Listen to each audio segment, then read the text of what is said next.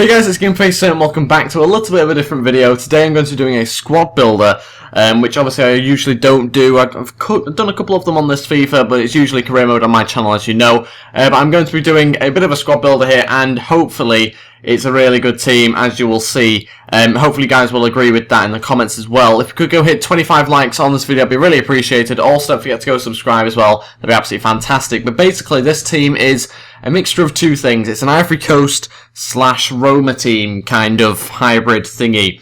But it's even faster than the previous squad builder that I did, which was this pace abuse team with like Aubameyang and Sturridge. It's even faster than that. And it's absolutely incredible. Really I actually think it's better than that team in game. It's more consistent, and you just have quality players everywhere. And this one, it actually includes an inform, so we're stepping up a little bit now. We've got a little bit of money to spend. Moving on to the first player though, obviously the goalkeeper, which I usually start with. And the keeper is Szczesny. Now, I had question marks around Szczesny. I'd used him on seasons and things like that before with Roma, and it wasn't that great. But on Ultimate Team, he actually seems to be quite a good player.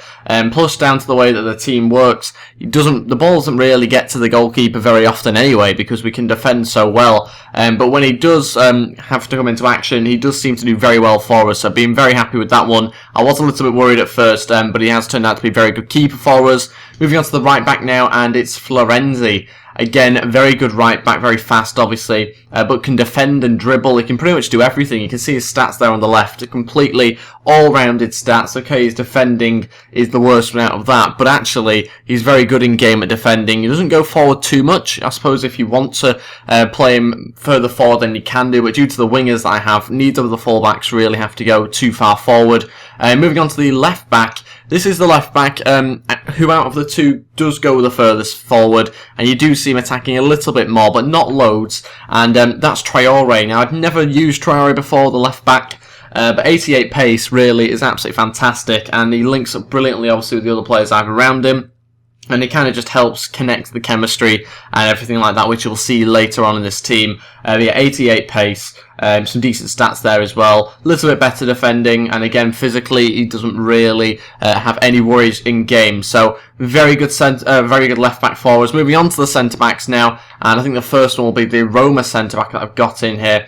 Manolas, I think is how I pronounce his name. The Greek centre-back, again, fantastic. He really is brilliant pace and very physical. He's everything you really need in a centre-back on this game. Moving on to the next centre-back, and that is Traore. As you'd expect, he links up obviously with the Ivory Coast thing, and he'll link up with some of the other players that I have a little bit later on.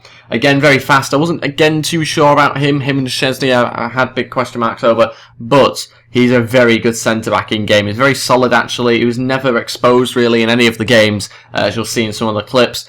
So, again, another very good centre-back. Let's move on to the CDMs now, and I think we'll go with, again, the Roma CDM. And we have, okay, he's obviously not a CDM.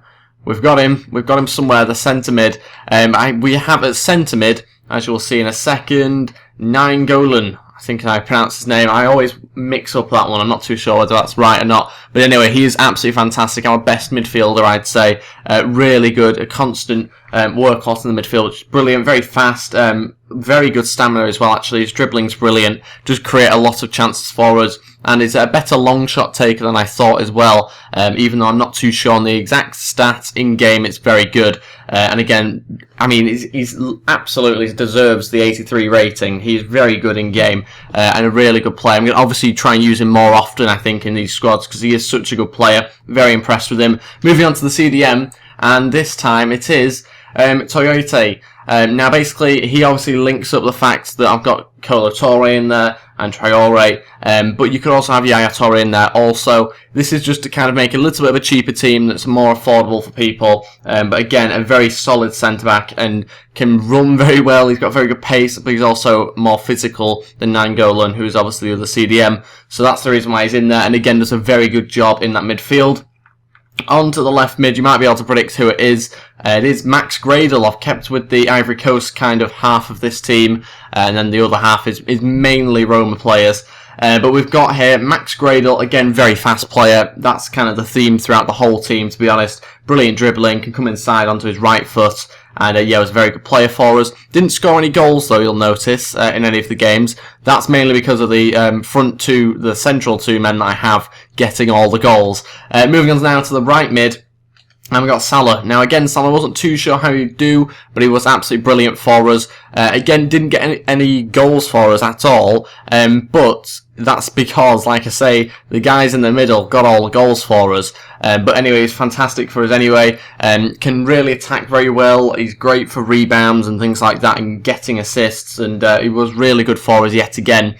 Moving on to the centre attacking mid, this is probably a little bit of a different one. You might not expect him to be in this position, but I've changed Dumbia so that he plays at centre attacking mid. This is where the pace really begins. Centre attacking mid, Dumbia, again, absolutely fantastic in that role. We'll have a look at the amount of...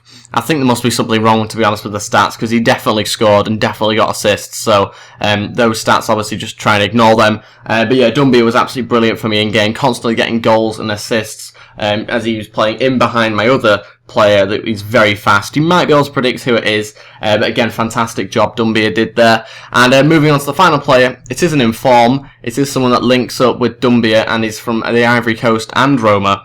It is the recently transferred Javinho. Obviously not the transfer card, because the Chinese League isn't on here. But anyway, we've got the inform Javinho card right at the top of this team. 93 pace says it all, really. 74 shooting. Let's see, are the stats... No, the stats aren't right on this one either.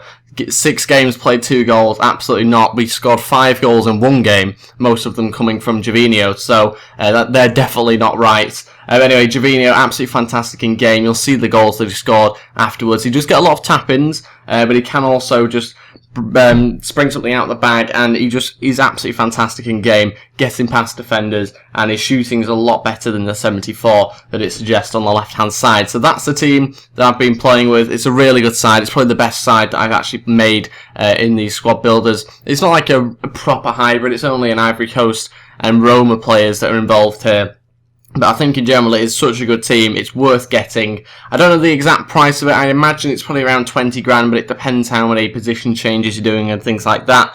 But that is it for the squad builder, guys. Thank you very much for watching. Don't forget to go watch the goals afterwards, and there are quite a few of them as well. I think there's 11 from like 3 games or something that I scored. It's something like that anyway. So thank you very much for watching, guys, and I'll see you next time. Please like and subscribe, and goodbye.